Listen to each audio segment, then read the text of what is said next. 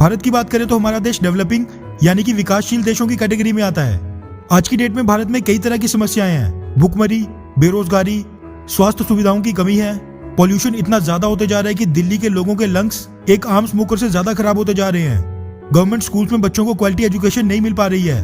Crime rate भी भारत में दिन ब दिन बढ़ते जा रहा है। वहीं बात करें गरीबी की तो वो भी बढ़ते जा रही है और ना जाने कितनी और समस्याएं हैं। कुछ लोगों को तो लगेगा कि ये सब बकवास है और भारत में ऐसा कुछ भी नहीं हो रहा, पर यह भी सच्चाई है जो कि बड़े शहरों की चकाचौंध में बिल्कुल भी सामने नहीं आती।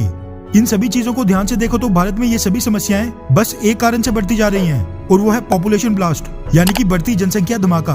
और अब ये दुनिया के बाकी देशों के मुकाबले इतनी तेजी से बढ़ रहा है कि अब भारत के लिए सिचुएशन बिल्कुल खराब होते जा रही है और अब भारत को भी कोई बड़ा फैसला लेना ही पड़ेगा। दरअसल इंडिया टीवी और कुछ मीडिया हाउसेस के हवाले से ये खबर सामने निकल कर आ रही है कि पिछले कल United Nations children fund UNICEF ने साल 2021 के पहले दिन यानी कि पूरी दुनिया में 1 जनवरी को पैदा हुए बच्चों की एक लिस्ट जारी की। इस लिस्ट में टॉप 10 देशों को नए साल पर 1 जनवरी को पैदा हुए कुल बच्चों की संख्या के आधार पर रैंकिंग मिली है और जो आंकड़े सामने आए हैं वो काफी चौंकाने वाले हैं। इस लिस्ट में पहला स्थान था भारत का और साल के पहले दिन 1 जनवरी को भारत में करीब 60,000 बच्चों ने जन्म लिया। दूसरे नंबर पर है चाइना और आपको ये जानकर हैरानी होगी कि भारत के 60,000 बच्चों के मुकाबले चाइना में 1 जनवरी को बस 35,000 बच्चों ने जन्म लिया यानी कि करीब भारत से आधे। इस लिस्ट में 21,000 बच्चों के साथ तीसरे नंबर पर है नाइजीरिया और फिर चौथे नंबर पर 14,000 बच्चों की संख्या के साथ पाकिस्तान था।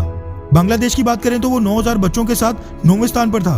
अब भारत के लिए ये सिचुएशन बाकी देशों के मुकाबले काफी गंभीर होते जा रही है क्योंकि आज की डेट में भारत पहले ही इतनी बड़ी बड़ी समस्याओं से जूझ रहा है। बेरोजगारी, गरीबी, भुखमरी, क्राइम वगैरह ये आज इतने ज्यादा हो गए हैं तो फिर आने वाले 40 से 50 सालों में स्थिति बिल्कुल कंट्रोल से बाहर हो सकती है। आपको ये जानकर हैरानी होगी कि अगर हर दिन भारत में 60,000 बच्चे जन्म लेंगे तो ये संख्या महीने में 18 लाख हो जाएगी जो कि पूरे साल में बढ़कर 2 करोड़ 16 लाख पहुंच जाएगी। इस हिसाब से एक अनुमान के मुताबिक अगले 55 सालों में भारत की आबादी 250 करोड़ के पार हो जाएगी और ये भारत के लिए कोई अच्छा संकेत नहीं है। आज के समय भारत को चाइना से सीख लेते हुए पॉपुलेशन कंट्रोल के लिए सख्त नियम कानून बनाने चाहिए क्योंकि चाइना भी एक समय पर इसी समस्या से जूझ रहा था और उसने भी समस्या से बाहर आने के लिए कानून का ही सहारा लिया। चाइना ने तो सीख ले भी ली जो कि आंकड़ों में भी दिखाई दे रहा है, मगर अब भारत की बारी है और अब समय आ गया कि इसके लिए भारतीय सरकार को कोई ठोस कदम उठाना चाहिए और चाइना के तर्ज पर एक पॉपुलेशन कंट्रोल बिल लाना चाहिए।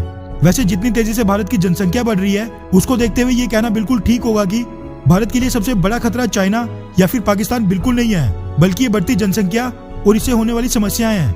क्योंकि चाइना और पाकिस्तान को तो भारतीय सेना संभाल लेगी, पर यह चीज बिल्कुल बेकाबू होते जा रही है। वैसे इस बात पर भी भारत में लोग दो राय रखते हैं। कुछ लोगों का मानना है कि जनसंख्या नियंत्रण कानून आना चाहिए और कुछ लोगों का कहना है कि भारत को इस कानून की जरूरत नहीं है।